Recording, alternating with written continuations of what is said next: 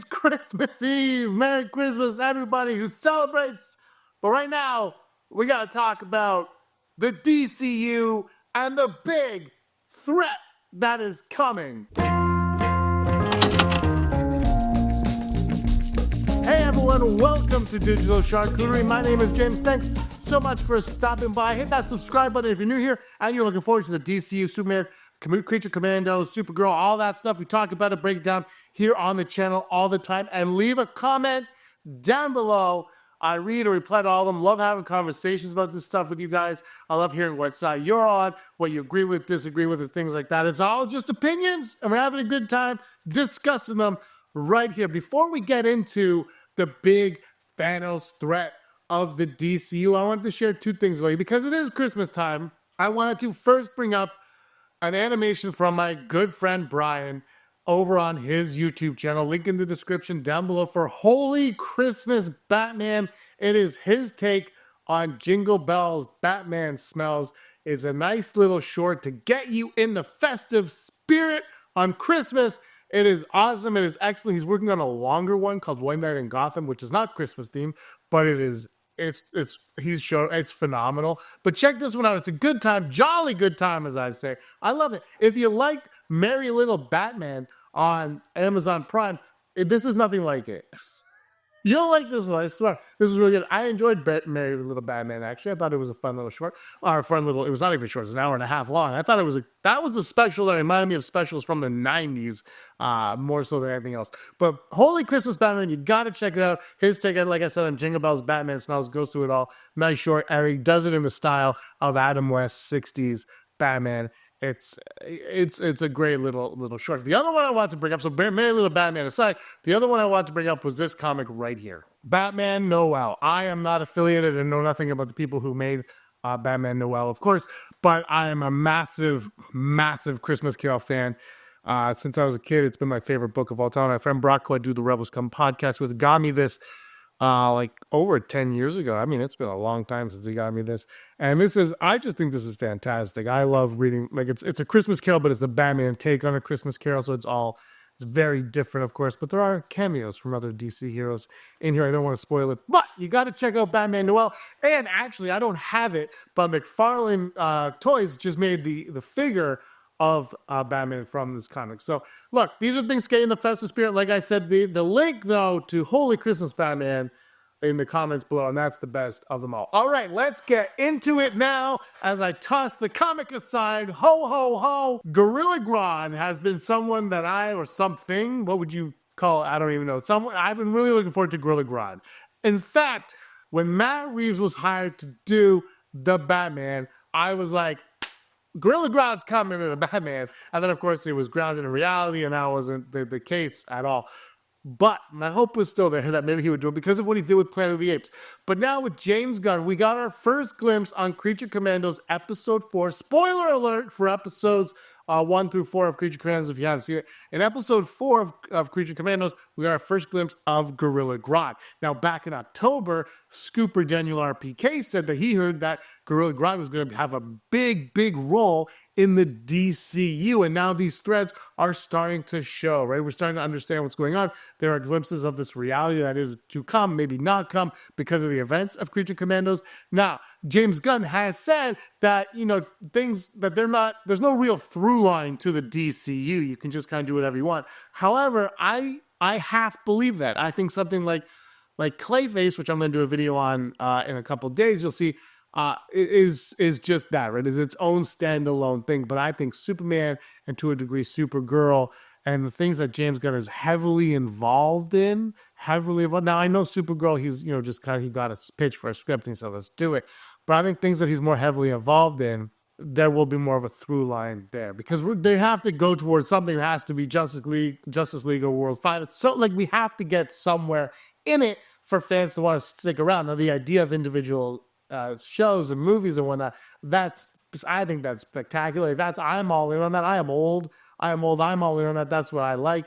He compared it more to Star Wars than to Marvel because it's about these individual stories. So I'm okay with that. But I do think there's going to be a through line, even if it is minuscule at best. Even if you think of the phase 1 of of Marvel, of the MCU, Thanos kind of showed up, but wasn't really there, but was kind of there, and you're like, okay, well, what's really going on here? Or whatever phase that was. I got lost in the phases. I don't know. But anyway, look, they kind of sprinkled in Thanos as it went along. You know, it was there. So I think that's what they're going to do with Gorilla Grodd, though. They're giving us peeks of him. But now I got to talk about this because this dropped, and I was like, wow, this is awesome. Because, like I said, I'm really hoping we get some Gorilla Grodd action. And it looks like the trailer for Superman might have hinted at that. DCU updates on Twitter. I wonder what this newspaper says. Find the answers below. Beware of spoilers for Superman. Details found by Fox Ate My Sushi. What a beautiful name. DC updates. Here is the high-res version of the paper, and below is the article written by Clark Kent, of course. And you notice the date on the article is for May 18th, Wednesday, May 18th. So if you want to do your hunting, you can find out what that is. Hammer of Bravia creates havoc downtown. DCU updates then gives you a whole glimpse into what this article says, like a whole rundown of this article, which they completely wrote. Metropolis was targeted by a superpowered mystery man on Sunday, resulting in $20 million in damage to the city.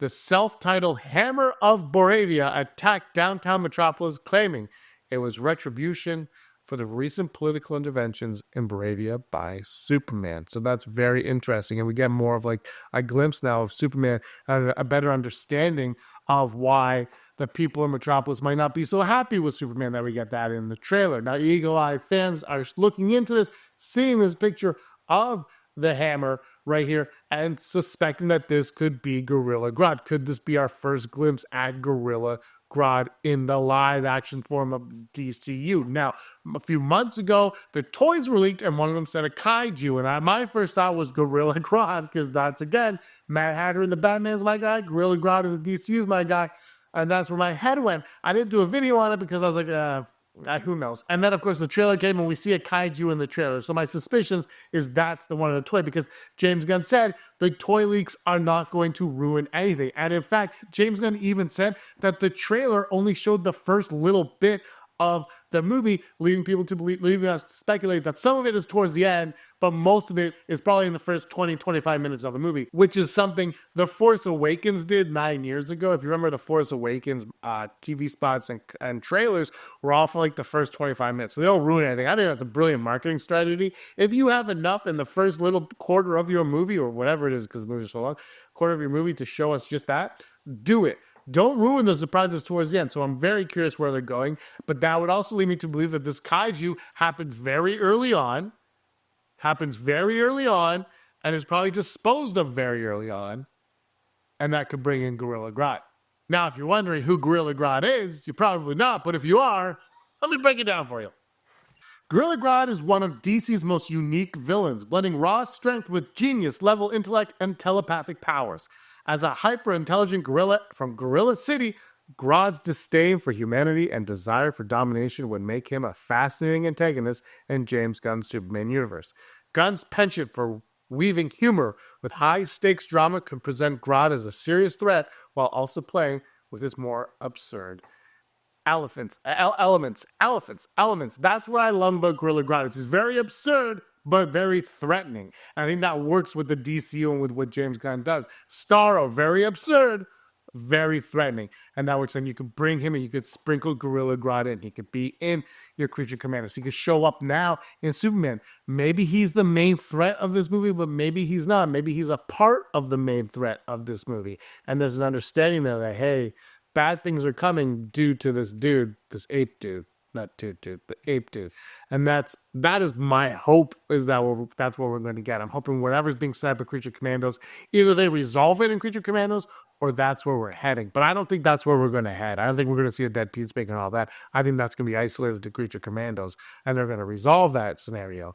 But Grodd is out there, and Grodd is going to wreak havoc, and it's going to begin with Superman, and I'm very excited. I could be wrong. Let me know your thoughts in the comments down below. Grodd, the big bad, is he a Thanos level threat to the DCU? Or is it just going to be Lex Luthor?